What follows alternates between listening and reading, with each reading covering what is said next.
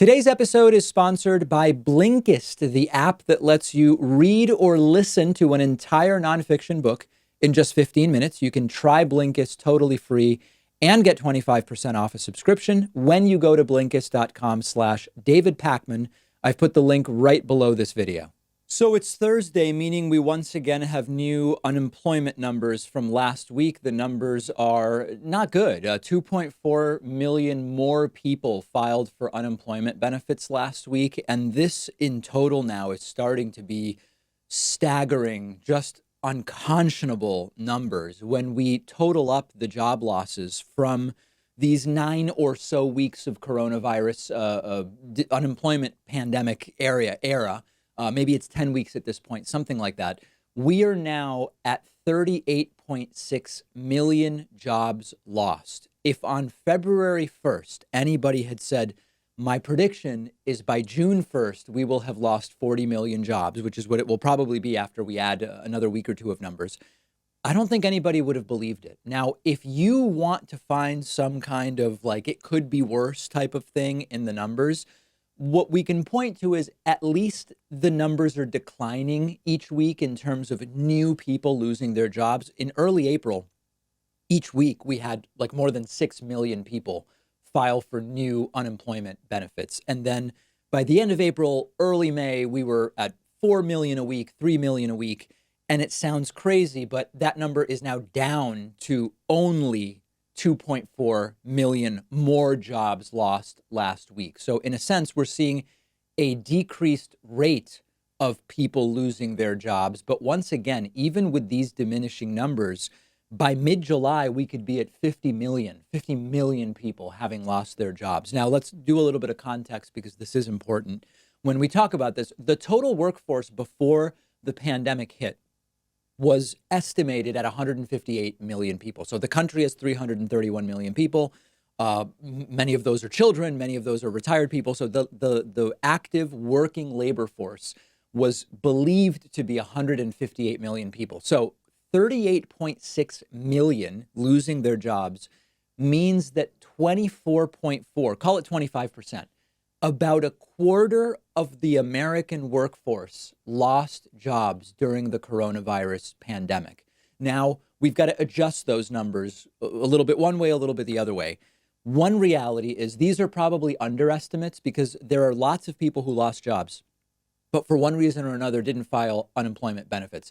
There may be people who lost a job, but they're independently wealthy or have another source of income or whatever, and they just decided, I'm not going to go through the hassle of filing unemployment. That's a small group of people.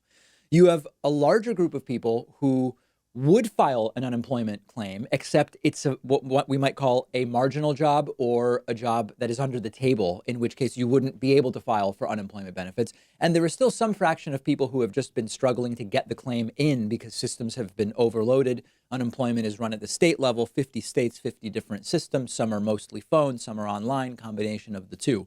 So in a sense, these numbers are probably too low. Now, on the other side of this, there are people who lost jobs early on, but have found new jobs. So we have a cumulative total of 38.6 million unemployment claims in the last 9, 10, 11 weeks. But some of those people who lost their job in March, for example, have found a new job. We don't know exactly what number that is, but there are businesses that have been hiring, delivery-based businesses, grocery stores, places like Amazon and others have been hiring. So some of the people that lost jobs have found new jobs. Now, what we can be sure of is, given this bad news, the stock market is going to do really, really well today. And I'm sort of kidding, but we've seen a stock market that's increasingly divorced from the unemployment news. Now, as we've talked about before, stock markets often react to how the news compares to expectations. So these new numbers of about 2.44 million more people losing their jobs last week, it's more or less in line with expectations. So it may not move the market very, very much.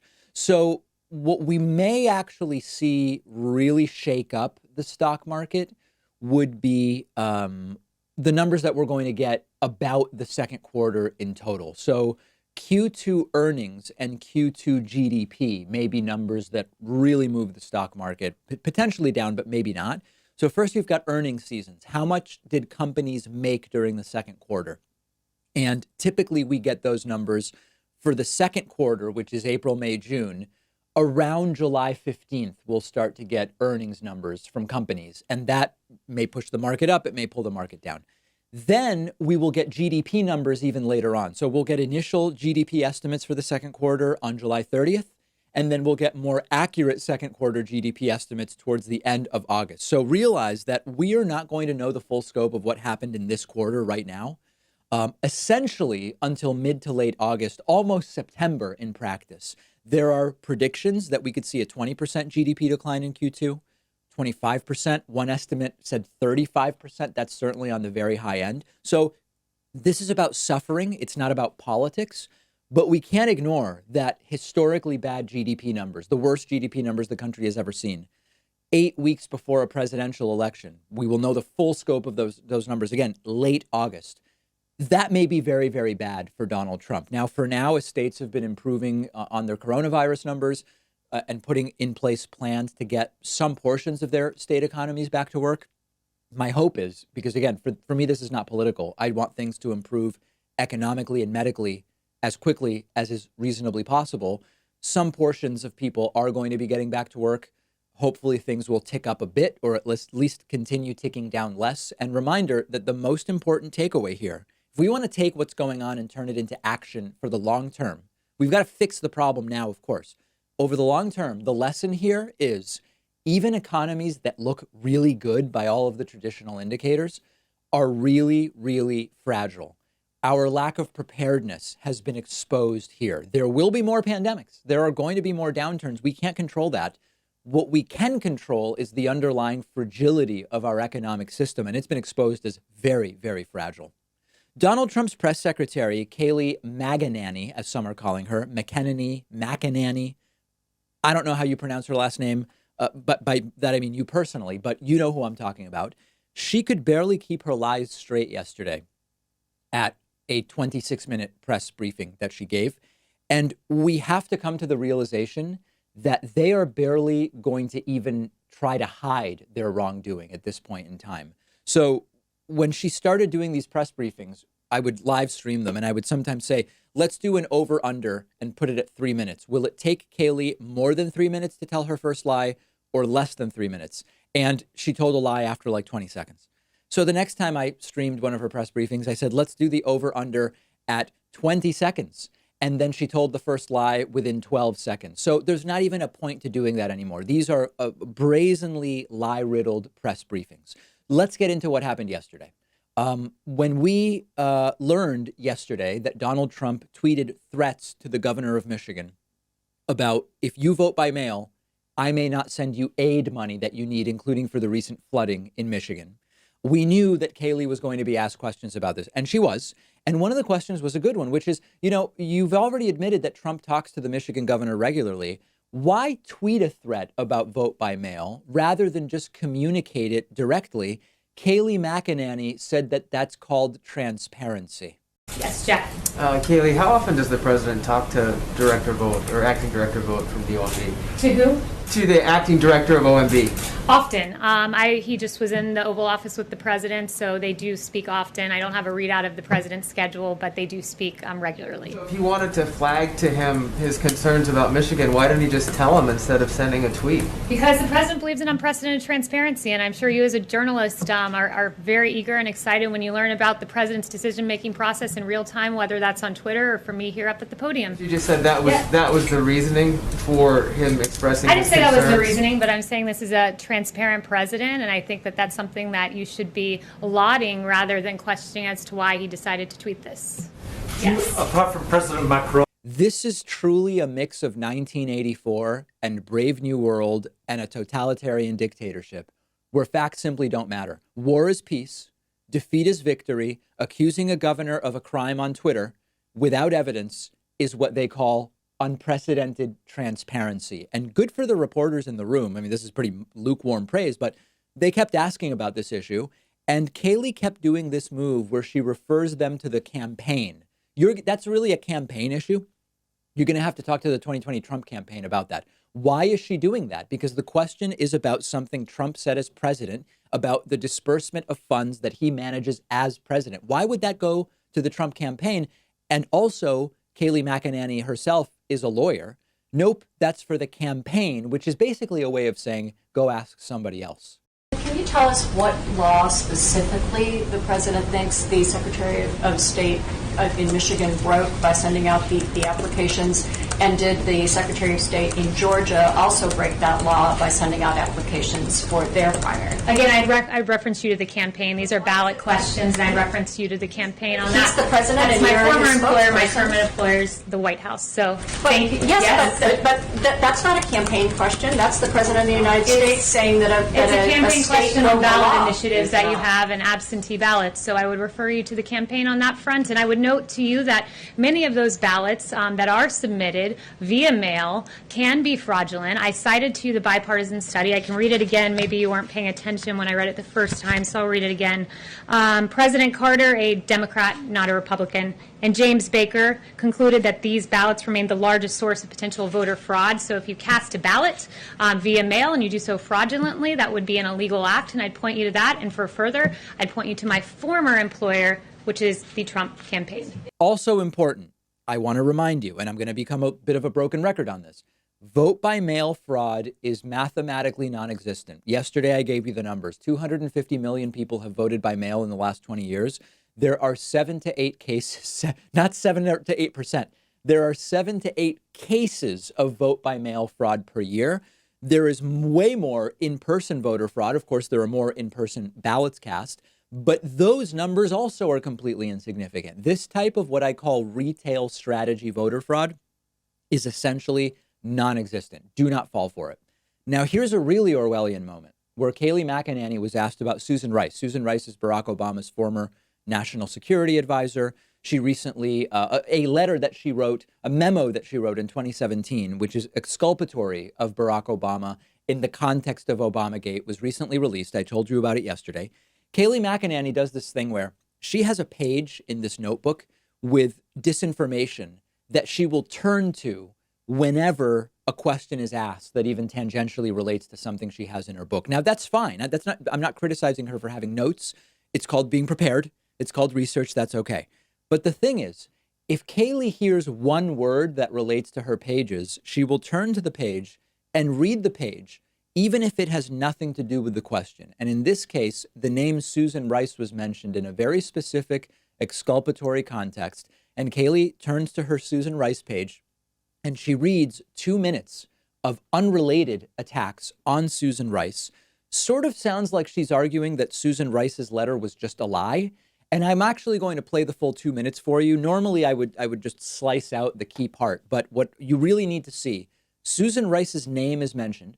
Kayleigh turns to a page about Susan Rice, spends 2 minutes reading unrelated things about Susan Rice, and then quickly ends the press conference and leaves. This is happening at almost every single one of these press conferences. Let's take a look. I apologize for subjecting you to 2 minutes of this, but it's important. And I know you brought up Susan Rice in that context, but I'm going to bring her up in another context that's equally as newsworthy, and that is the email that was declassified from Susan Rice on Inauguration Day, which is so peculiar. Set the scene. It's Inauguration Day. You're moving out of the White House. This is the most powerful building on planet Earth. Susan Rice is moving out, reflecting on her time here, and what is she doing? She's not packing her boxes. She's not being nostalgic about her time in the White House. What she's doing is writing an email where 3 times she writes that President Obama emphasized to conduct the investigation into Michael Flynn by the book, by the book, by the book. She writes it 3 times. As Shakespeare said, thou doth protest too much, Susan Rice. He didn't have the Susan Rice part in there, but I'll add that in. 2, she was asked specifically about the unmasking of Michael Flynn after she discussed it on January 5th in the Oval Office with Obama, after she wrote this email to herself on Inauguration Day. She was asked by a good journalist, Judy Woodruff, about this email and about the unmasking of Michael Flynn, not the email, but the unmasking. She was asked specifically about Nunes's claim specifically. So let me clarify, it was Nunes's claim. And she said, I know nothing about this, so it was a lie. And then Susan Rice, since no one brought it up to me, I will bring it up to you. Her attorney said that this was the first opportunity 3 weeks after this Oval Office meeting that she had to write this email memorializing her Oval Office meeting with Barack Obama discussing Michael Flynn. It was her first opportunity, she said. Interesting, because she had an opportunity in those 3 weeks on January 10th to do a passing of the baton event with none other than Michael Flynn, where she praised him, wished him success, and talked about the great transition into the White House. And then on January 12th, she was able to participate in a story that published on that date in the lifestyle section of the Washington Post. So she never had time to write this email until Inauguration Day as she's rushing out the door, when in fact she had an opportunity to do all of those things. I'll leave that with you. Thank you for bringing up Susan Rice, not in the context that I wished, but for allowing me to share that with you. So the reason I played all of that is that it's really important for you to understand that this is what they claim is radical transparency. And it's not, of course. It's reading pre-planned talking points and then walking off the stage before anybody can say, hey, that stuff you just said has nothing to do with my question. And the saddest part, the most tragic part of this is that Trumpists love her. They think she's doing so well at her job. She doesn't answer questions. She does 20-minute press briefings. Yesterday's was 26 minutes after showing up 30, 40 minutes late. That it's her speech and her questions, 26 minutes. She reads non sequitur material from her notes, and then she leaves. And the Trumpists are gleeful because to them, this counts as strength. Turning weird, like yesterday, she turned a question back on a reporter. Don't you agree, XYZ? That's not what a reporter is there for. Lying, barely keeping it together, attacking the media, walking out abruptly. That's the state of affairs. And the Trumpists are thrilled because they believe she's owning the liberal media. We live in a very, very backwards country right now. Let me remind you, Monday is Memorial Day. We will be doing a one-day huge membership special. If you've been thinking about getting a membership, of course, the number one way to support our show, Monday is a perfect day to do it. Trump's phone call wasn't perfect. Monday is the perfect day to get yourself a membership. If you want to be notified about the Monday special, just get on my mailing list at davidpakman.com. The David Pakman Show at davidpakman.com.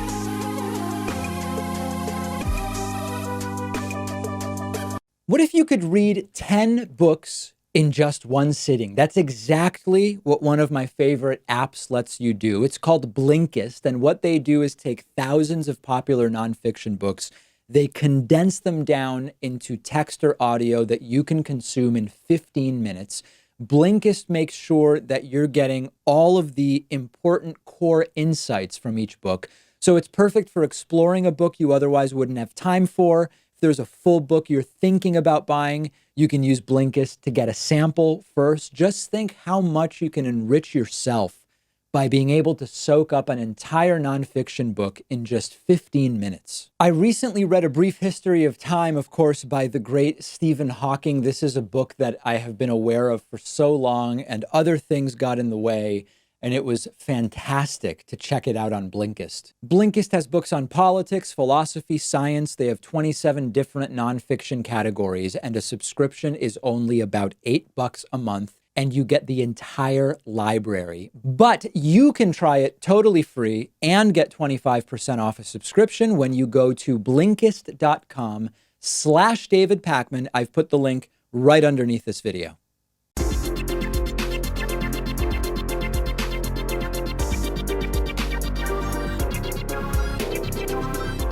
The David Pakman Show at davidpakman.com. Welcome back. Today's new members of the day are Jesse Leek and Lowell Steiger. Jesse and Lowell, thank you for your support. Also, a big thank you to George Soares, who is today's longtime sustaining member of the day.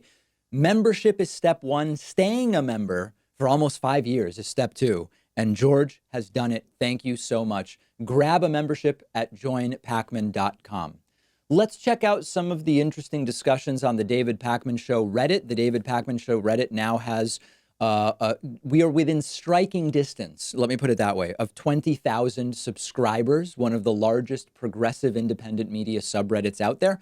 Go to davidpakman.com/Reddit to find it. A user named Dismal Structure posted some polling about how well Joe Biden is doing in Arizona, Florida, and Georgia. Now, while it is true that there is one poll that has Biden up one in Georgia, Biden is on average down 7 or 8 points in Georgia. I don't consider Georgia a battleground state. I don't really consider it in play, but that could change. Arizona and Florida, we've been talking about a lot and are really, really important signals about how the November election could go. But I just want to reiterate, I have no problem looking at polls. I have no problem reporting on polls to you. What I am cautious of is I don't want anybody to see a poll in their state that looks good for Biden and to say, Biden's got it in the bag, I don't need to vote. So the reason I've only been talking about these polls sparingly is I'm trying to be responsible and avoid any action that might suppress the vote by getting someone to say, I don't need to go out there and vote. So I will, of course, tell you what the polling is looking like, and we've been doing it. I appreciate it being posted to the subreddit, but we should consider polling a possible snapshot today in May and not representative of what is certain to happen in November. And everybody's got to go out and vote. Here's kind of a funny post from Brody Mulligan. Brody says, should we outlaw endless shrimp, endless pasta, and free refills? The coronavirus disproportionately kills people who are obese. People who are obese are more likely to partake in endless shrimp, endless pasta, or free refills. We can use public health justification to crack down, should we? Listen, here's the thing. When I was like 9, I went to Ponderosa in Northampton, Massachusetts, and would love just going up to the buffet endlessly. When I was 17, I once went to an Olive Garden, and they'll just keep bringing you breadsticks if that's what you want. It's obviously not a good thing. We know from looking at the work of food psychologists that it encourages overeating. It causes overeating. I don't know if Brody is literally serious about banning endless shrimp and endless pasta, but one of the things I think we have to consider is while I'm sure Brody's instincts are coming from a very good place, a lot of these things will disproportionately hit poorer people. I would venture a guess that folks more likely to patronize places with buffets or unlimited this or that are disproportionately likely to be folks with less money. And so in the same way that I understand why we might say 63 million people voted for Trump, we need some kind of a test in order to be allowed to vote. That's the type of stuff that will disproportionately hit poor people. It also, when it comes to voting, I think would be unconstitutional. So I get the instinct, Brody, but I think we may end up causing new problems if we do that. And we want to bear that in mind. Lastly, we talked about this on the bonus show this week. Donald Trump keeps saying that there's a cost to staying closed. For example, suicides would go up. I've not yet seen data from the United States about that. But what we know in Japan is that suicides are actually down as the lockdown has removed a lot of the stressors associated with daily life. We know that commuting to jobs is one of the most stressful and least pleasant things for people to do. We know that work culture is a very stressful, anxiety-causing thing for people to do. And suicides are down in Japan during the lockdown. Now, it's important to mention the U.S. isn't Japan. Japan is stereotypically known for a particularly toxic work culture. I'm not saying the exact same thing would happen in the U.S., but when Trump offhandedly throws something out as if it's an absolutely foregone conclusion, suicides will be up if we're locked down. There are, at least anecdotally, Americans who are actually better off because they're preferring to work from home. They have eliminated a lot of the cultural stresses of being at work, the commuting, et cetera. It needs to be researched, and I'm sure you all know this. Don't assume that because Trump says something, it's necessarily true. Join the discussion on the subreddit at davidpakman.com/REDDIT.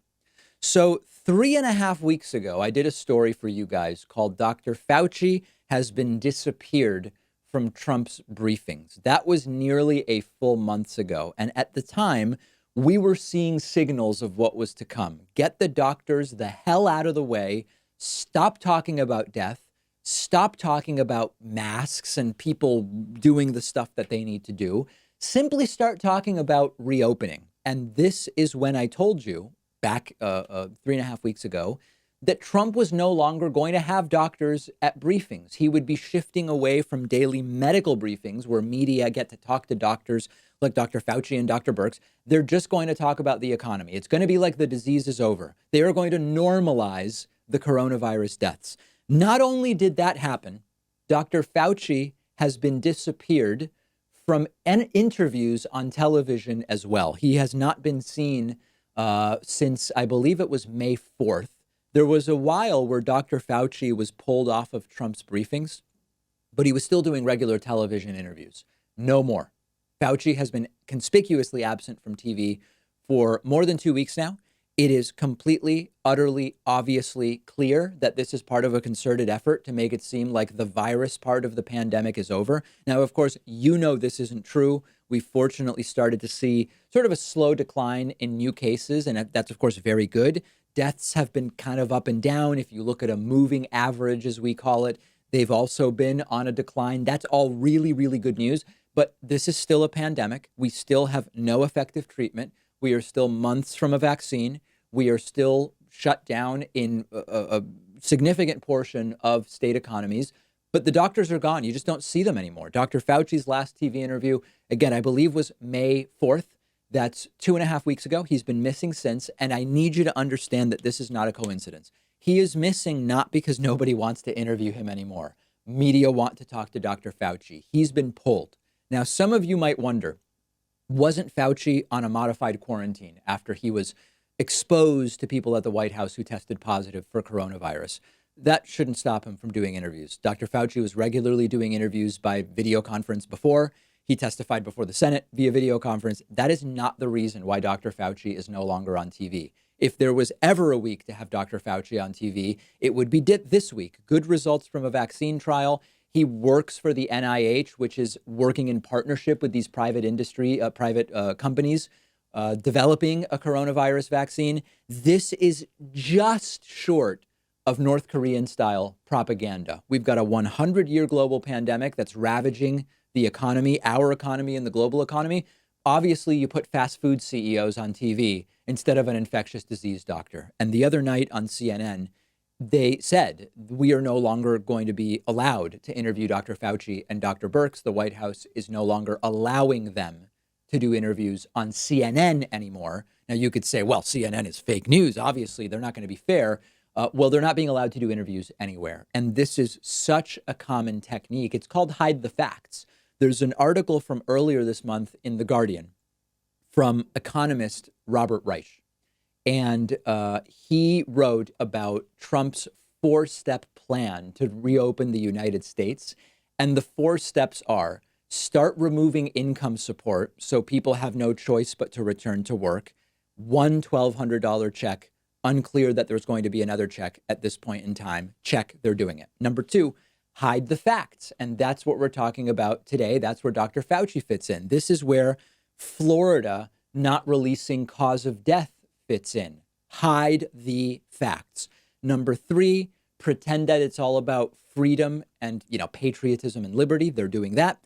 And then number 4, Robert Reich wrote about this nearly a month ago, shield businesses from lawsuits for spreading the infection by opening too early. All week, Donald Trump has been talking about how he wants to see that made a reality. We're a backwards country. We need to be hearing more from doctors, not less. We do not need to be hearing from fast food CEOs. Trump did. I covered it live, and it was disgusting. Trump did a whole roundtable earlier this week with restaurant people, and they also found a psychiatrist willing to say, we've got to reopen the economy. Now, that's an entire other story. They have now been looking for random doctors willing to say, my medical opinion is we should open her up and let it rip. They did find one earlier this week, but they're hiding the truth. They are hiding Dr. Fauci, and instead they're bringing, the CEO of a chicken joint to talk about how important it is that we get back open. It is ugly, and it is bordering on the type of propaganda that typically we see from totalitarian countries, places where you have a real authoritarian. Trump's a wannabe authoritarian.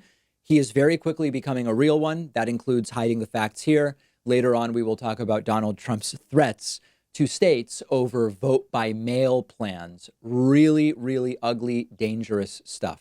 We'll continue covering this and other stories from today's program on the David Pakman Show Instagram. Follow us at David Pakman Show on Instagram, and follow me at david.pakman. Don't forget about little old me. The David Pakman Show at davidpakman.com.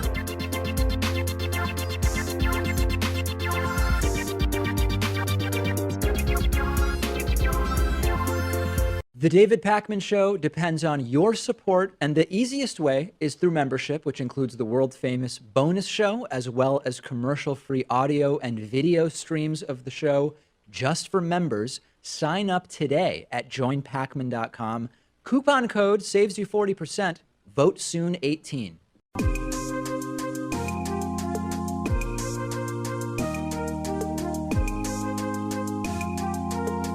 Welcome back to the David Pakman Show. It's great to welcome to the program today John Barry, who is author of the book The Great Influenza, the story of the deadliest pandemic in history, also professor at Tulane University School of Public Health and Tropical Medicine. John, so great to have you on. Thanks. So Happy to be here. we've heard a number of different assertions made about the flu pandemic of 1918 from the president and from others, sort of in the context of coronavirus.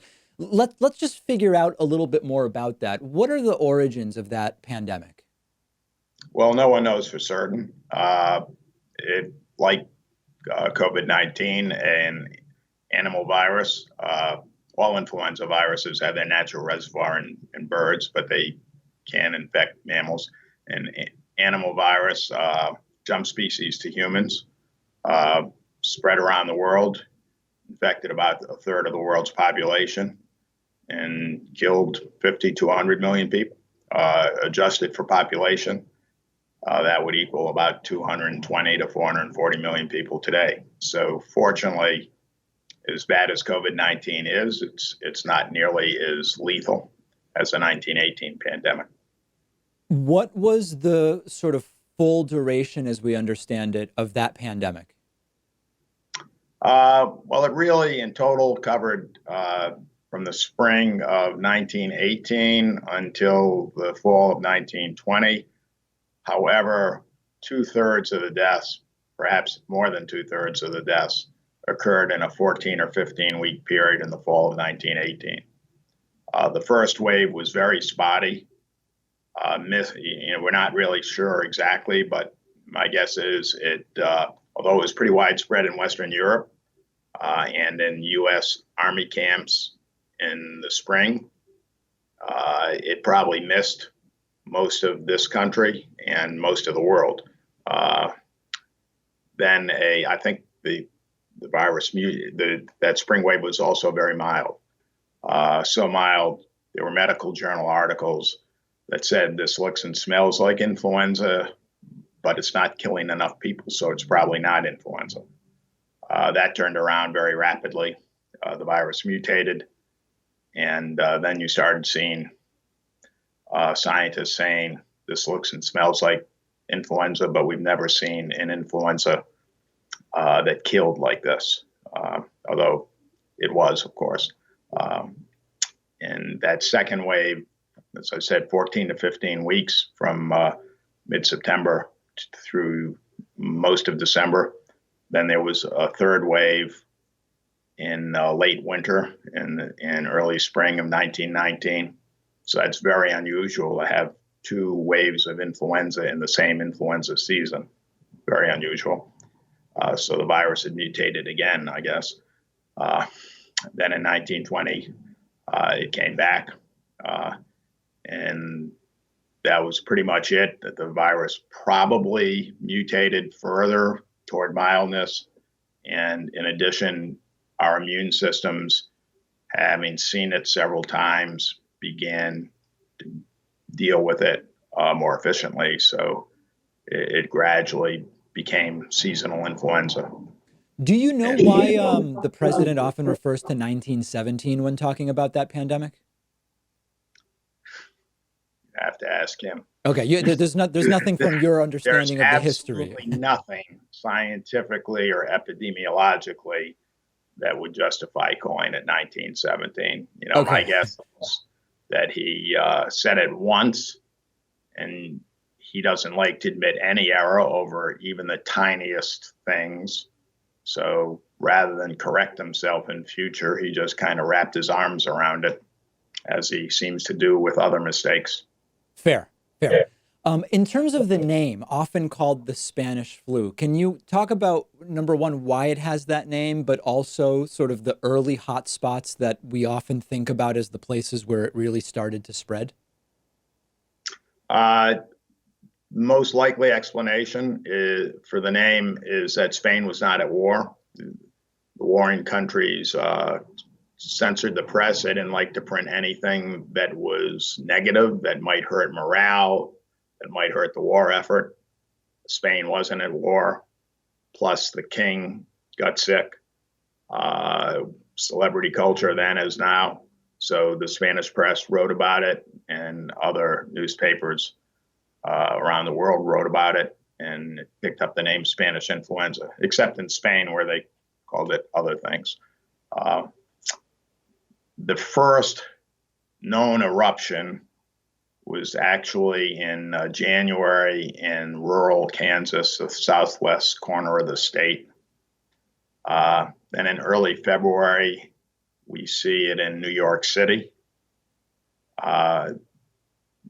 It hit the Army camps in Camp Funston in Kansas, Fort Riley, in early March, spread to about half of the Army camps in the United States during the spring, seemed to travel with the U.S. troops to Europe, although it would have gotten there anyway. As I said, it was in New York and almost certainly other places, even before the Army camps, so it would have spread eventually. But the U.S. troops did seem to bring it to Europe in late March and April. They accelerated the spread, as I said earlier, widespread in Western Europe. Ludendorff, the German commander, launched an offensive to try to win the war before American soldiers arrived in large numbers. He blamed an outbreak of influenza among his troops for the failure of that offensive. Of course, I think that's looking for an excuse. There was influenza on the other side of the trenches as well. Although the first known cases were in January in rural Kansas, the scientific community thinks that and it is possible that it actually started there. And I advanced that hypothesis in my book. But there's been a lot of work since my book came out originally in 2004, and I myself have backed off the Kansas hypothesis. I think it's more likely it started in China. Other hypotheses, some very good virologists think it started in France. Vietnam's a possibility, and you never know, it could have been New York City. Most virologists think that it was circulating for at least a year, perhaps learning how to better infect humans. And some think it was circulating for a couple of years. So again, we'll never know where it actually did start. That spring wave was spotty and mild. In July, the first widespread outbreaks of the lethal second wave were noted in Switzerland. In fact, it was so bad in Switzerland, U.S. military intelligence report said that this is being called influenza, but it's actually the Black Plague of the Middle Ages. It wasn't. It was influenza. When it comes to obviously medicine was very different at that time. International travel was different at that time. Media was different at that time. When it comes to mitigation, what was it that was done? We talk about the quarantines and the shutdowns are unprecedented, and in a sense they are, but there were also some of these techniques applied back then. Exactly. Most cities in the United States, not quite all of them, but very close to all of them, closed all sorts of things. They weren't actually quite as extreme as what we've done. They closed places of public gathering, schools, etc. Most of them did it too late to have maximum impact. Just as I think in the United States, we closed down too late to have maximum impact. as we're speaking, there was a study from Columbia University that came out today that said if we had closed down a week earlier, we would have saved more than 1/3 of the lives that have been lost so far. And if we had closed down 2 weeks earlier, we would have saved about 60% of the lives that have been lost so far. Similar things happened in 1918. Most cities closed down too late to have maximum impact. When we think about the communication that we now see of federal and state guidelines here, augmented by television, radio, internet, social media, etc., how was it in 1918 through 1920 that most people were learning about what was supposed to be done to stop the spread? Well, of course, print was the only media. You didn't even have radio yet. You had rumor and you had print. We were in a different situation then because of the war. The government, the Wilson administration, focused everything on winning the war. They passed a law which made it punishable by 20 years in prison to, quote, utter, write, print, or publish any disloyal, profane, scurrilous, or abusive language about the form of government in the United States. So you could curse some action the government took and you just broke the law. Truth was not a defense. This law was prosecuted vigorously. Congressman was sentenced to more than 10 years in prison for this law. It's also the one that a couple of memorable phrases came out of the Supreme Court decision, which actually upheld it. Oliver Wendell Holmes, who is generally considered a real upholder of freedom of speech, actually wrote the opinion upholding this law. And he used the phrase clear and present danger in his opinion, along with the analogy you can't shout fire in a crowded theater to justify upholding this law. Anyway, that was important because, and also the government had created a propaganda arm, and the architect of that, what was called the Committee for Public Information, wrote that nothing in experience teaches us that truth is superior to falsehood. The value of an idea lies in its inspirational value. It matters very little if it is true or false. So on the one hand, the government was lying to people in order to keep morale up for the war. On the other hand, they were threatening people with 20 years in the can for telling the truth, if the truth seemed critical of the government. So influenza fell into that infrastructure. National public health leaders associated with the government said things like, this is ordinary influenza by another name, or you have nothing to fear if proper precautions are taken. Neither of those statements were true, but they were echoed in most places around the country. Many, not just echoed, but quoted verbatim in most cities. So initially, people were led to believe this was ordinary influenza by another name. But it didn't take long. We're talking about almost a matter of days before they realized this was something very different. I wish we had more time to dig into it further, but I do want to make sure people know the book is The Great Influenza, the story of the deadliest pandemic in history. And we've been speaking with the book's author, John Barry from Tulane University. John, I so appreciate your time. You're very welcome. The David Pakman Show at davidpakman.com.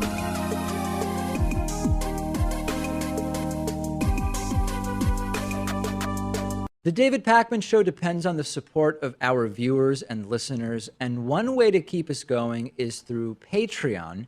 where you can pledge as little as $1 per month or as much as you want at patreon.com/David Pakman Show.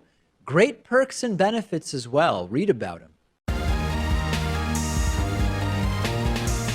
The David Pakman Show at davidpakman.com. If you for a moment believe that Donald Trump's authoritarian tendencies were all fun and games, it has just become very, very real, as Donald Trump is now publicly threatening to withhold money from Michigan if they decide to vote by mail, and also threatening the state of Nevada over vote by mail. So in the last 3 to 4 weeks, as coronavirus has been raging, vote by mail logically has become a really big deal. When we think about, we've got a presidential election, we have 35 Senate elections in November. When we think about people voting, when we think about voter disenfranchisement, we immediately talk about vote by mail, and that's been a growing conversation for the last month or so. Donald Trump doesn't want you to vote by mail because he knows that if more people vote, it's very, very bad for him. That's it. It's plain and simple. I mean, we can go into more about it, but that's the story. Trump knows more people voting is not good for him in November. He sees the polls, and he knows he needs any voter suppression tactic he can get.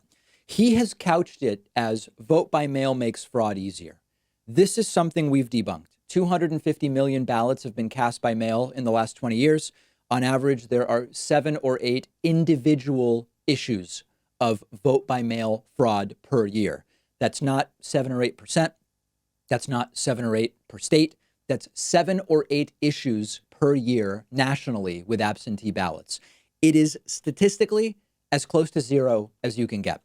Well, Donald Trump is now becoming an authoritarian nightmare that we always feared he would be when it comes to this issue. Tweeting yesterday, quote, Michigan sends absentee ballot applications to 7.7 million people ahead of primaries and the general election. This was done illegally and without authorization by a rogue Secretary of State.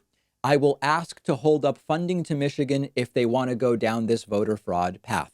Now, there's a couple really important things to understand here. One is, in the tweet, Trump says Michigan is doing something illegal by sending absentee ballot applications. Earlier in the day, Trump tweeted, Michigan's doing something illegal by sending people absentee ballots. Now, that's not what Michigan is doing, and the Michigan governor corrected him. Trump deleted the tweet, replaced it with an identical one that says it's illegal to send everybody an absentee ballot application. Why do we care about that detail? The reason we care about it is because of the rules that Michigan has. Now, I really want to be very clear about this. There would not be anything illegal in the way Trump is claiming about sending everybody an absentee ballot, but it would go against Michigan's established rules for absentee ballots. The rules are you need to request one. You can't just be sent an absentee ballot. So importantly, Michigan is sending everybody an application for an absentee ballot. They want to vote in person. Presumably, we as far as the plan is right now, they would still be able to do it. If they don't want to vote in person, they can submit their request for an absentee ballot and they would be sent one. There is nothing illegal about that. Now, Kayleigh McEnany, Trump's press secretary, was asked multiple times during yesterday's press briefing, Trump used the word illegal. What exactly is the law that's being broken? She said, go talk to the Trump campaign, which of course makes absolutely no sense at all. It's not just Michigan where Donald Trump is doing this. Trump also tweeting about Nevada, quote, state of Nevada thinks that they can send out illegal vote by mail ballots, creating a voter fraud scenario for the state and the U.S. They can't. If they do, I think I can hold up funds to the state. Sorry, but you must not cheat in elections. This is not cheating, okay? This is a ruse. And Donald Trump is creating a virulent, sick army of ignorant Trumpists who are just repeating these talking points without even understanding them. It's illegal to do this. Vote by mail is a fraud. I really need people to understand the primary crux of this story. We have states' rights in this country. Listen to me sounding like a conservative. Trump touts federalism. Federalism means states' rights. Federalism means anything that the federal government doesn't specifically have a duty to do, the power to do, it is by default the power of the states to decide for themselves. We don't have one federal election in the United States for president. We have a bunch of states, each runs their own election. That's the Constitution.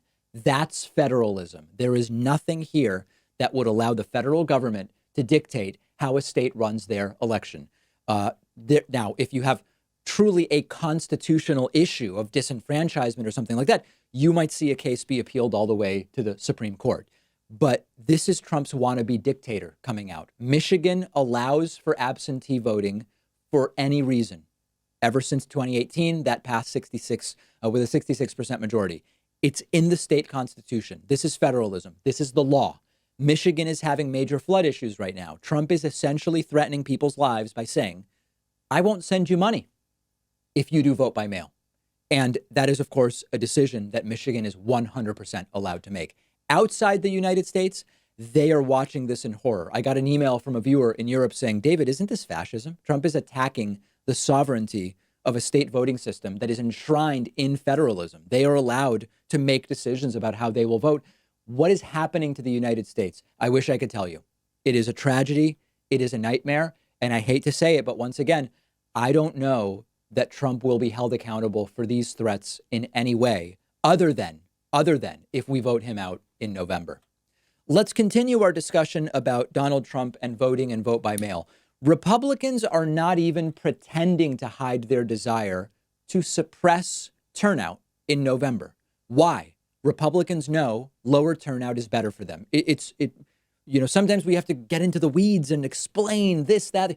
They just know it's better for them for fewer people to vote. Donald Trump also, by the way, vote by mail creates a paper trail, which they don't want. It makes it more difficult to disenfranchise people. They don't want any of this stuff, right? Donald Trump has been ranting and raving against vote by mail for more than a month now. In the last week, we've seen this full court press from him and from his press secretary and from others. Donald Trump threatening to withhold money from states if they do vote by mail, as I already told you, Michigan and Nevada. And now Donald Trump used this word honor again when talking about suppressing votes. You might remember earlier this week, Donald Trump said it was an honor to have the most coronavirus cases in the world. That was really weird. Here is video of Trump, again, arguing against vote by mail, saying voting is an honor. Now, in reality, voting is a right, but let's take a listen to what Trump said. Common sense would tell you that it's massive manipulation can take place. Massive. And you have cases of fraudulent ballots where they actually print them and they give them to people to sign. Maybe the same person signs them with different writing, different pens. I don't know. There's a lot of things can happen. No, if you can, you should go and vote. Voting is an honor. It shouldn't be something where they send you a pile of stuff and you send it back. Voting is an honor. It shouldn't be something where they send you a pile of stuff, Donald Trump says. They send you a ballot, the same ballot you would get at the ballot box, and they send you an envelope in which you return that ballot. It's not a pile of stuff. Now, what's fascinating is that what Trump is describing is number one, a terrible way to win an election. And number two, it's something that it's exclusively Republicans who have been caught doing it. So there's the retail. Whoa, sorry, I hit my mic there. There's the retail strategy of voter fraud. And then there's the wholesale strategy of voter suppression and election fraud. So the retail strategy is what Trump is talking about. Vote by mail is a way that people could send in 2 ballots or, you vote harvesting or whatever the case may be. Terrible way to win elections. And it also doesn't happen. 7 to 8 instances of vote by mail fraud per year, statistically 0. The wholesale strategy is you suppress the vote. You buy election officials, you reduce turnout. That is actually the simpler and more effective way of stealing elections. So the entire strategy Trump is describing here, duplicates and printing ballots and all of this different stuff, it doesn't happen. It doesn't happen. 250 million absentee ballots have been cast over the last 20 years, and we have 7 to 8 instances of so-called fraud with those per year. Trump, again, though, talking about fake ballots and the like. Take a look. What is it that you think that's happening in Michigan that's illegal? Well, I think if we're talking about the mail-in ballots, if people mail in ballots, there's a lot of illegality. They send in ballots that they harvest ballots. You know all about harvesting, and they do lots of bad things. Ideally, people go out and they vote. Now, if you need a mail-in ballot, if you need a specific, like as an example, I'm in the White House, and I have to send a ballot to Florida, that makes sense. So if you need it for some reason, or if somebody's not well, that's one thing. But when you send out 7.7 million mail-in ballots, there's forgeries, there's frankly duplication where they print ballots on the same kind of paper with the same kind of machinery and you can't tell the difference. And they send in thousands and thousands of fake ballots. And I tell you what, this nation can't be going down that path because it's a very dangerous path to go down. This is not a dangerous path to go down. It's a very advanced and sophisticated path to go down. Ballot harvesting, which Trump talks about, that's something Republicans have been caught doing. And other than a couple of instances of Republicans doing it, we don't know of any ballot harvesting that turned any election. I believe there was a special election. I'm trying to think. There was one district in 2018. I don't remember if it was a special. I think it was North Carolina. I wish I had it in front of me, where this sort of funny business from a Republican strategist likely influenced the results, or it could have. There are really no other examples of it. Now, on the other hand, the strategies that the right uses, like voter suppression, closing down voting places, purging people from voter rolls, that is how you actually suppress the vote in order to win elections. You know, double votes, in-person voter fraud, absentee ballot fraud doesn't win you elections. Now, let's talk about the bigger picture just a little bit. Not much good is likely to come from coronavirus. We can hope, right? We can hope this will be a wake-up call. We'll realize how fragile our economic systems are, and we will strengthen them. We will make them anti-fragile, to take a phrase from Nassim Nicholas Taleb. We might realize that we were totally unprepared for a pandemic. We'll get better prepared for the next pandemic. I don't know that that's really going to happen. Trump disbanded the pandemic response team. Trump shouldn't have. We didn't shut things down quickly enough. March 5th would have been a perfectly reasonable time to do it. Didn't happen. South Korea did it. Taiwan did it. New Zealand did it. There's a lot to learn. I don't know that we're going to learn anything there. If we can move a bunch of states to vote by mail, it would be a major advancement, and maybe we can make some progress there. But this entire voting is an honor thing. Don't be tricked. Voting is a right, period. This entire voting is an honor, and it should be done the way Trump likes. It's publicly justifying voter suppression, specifically to get Donald Trump reelected. Trump sees the polls. Trump publicly says Joe Biden has no shot, but we know Trump is scared. Trump 2 weeks ago furiously got on the phone with his campaign manager, Brad Parscale, and said, how the hell am I losing to Joe Biden? Michigan could be key for Donald Trump. He's threatening Michigan about vote by mail. They are doing it in broad daylight. They have to be stopped. And one of the ways that we stop them is by ensuring that everybody votes in November. We have a voicemail number. That number is 2192-DAVID-P. Here is a caller who says, I should stop catering to stupid people. Take a listen. Hey, David, I've noticed that a lot of the time now you preface your talking points with, well, just so you know, I'm going to say something George W. Bush said that was reasonable, or something Neil Cavuto said that was reasonable. But just remember, that doesn't mean I like Neil Cavuto. Remember, George W. Bush is a war criminal, etc. Yep. Who cares? If people can't separate a person overall, they're like what a person is overall from them making a point that's fair or reasonable from time to time. If everything is guilt by association with these people, who cares what they think? Don't even preface these things anymore. It's just stupid. These people are stupid. What do you guys think? So what the caller is referring to is, for example, recently, George W. Bush put out a totally bland, uncontroversial call for unity around coronavirus. And, Donald Trump flipped out, attacked him. And I said, guys, when George W. Bush sounds reasonable, given how terrible of a president he was, that things have gotten really wacky. And people started tweeting me, David, you're normalizing, you're rehabilitating the reputation of war criminal George W. Bush. And I clarified a bunch of times that's not what I'm doing. My views on George W. Bush haven't changed. He just, despite being so bad, he made sense this one time. Should I just stop the disclaimers? I want to hear from you. Let me know what you think. We've got a great bonus show for you today. Barbers are cutting people's hair on the Michigan Capitol lawn to protest the coronavirus shutdowns. We will talk about yet another company touted by Trump getting a very, very fancy billion-dollar border wall construction contract. Probably won't surprise some of you. And Michael Cohen, Trump's former personal attorney, is going to be released from prison. All of those stories and more on the bonus show. And remember, Monday, Memorial Day, one-day membership special, huge membership discount. You want to take advantage on Monday, get on my newsletter at davidpakman.com.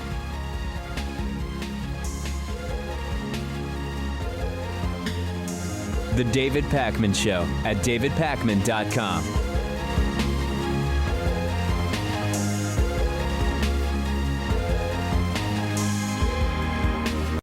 Thanks so much for watching today's full episode of the show. Just a reminder, today's sponsor is Blinkist, the app that lets you read or listen to an entire nonfiction book in just 15 minutes. You can try Blinkist for free and save 25% off of a subscription when you go to Blinkist.com/David Pakman. I've also included the link right underneath this video.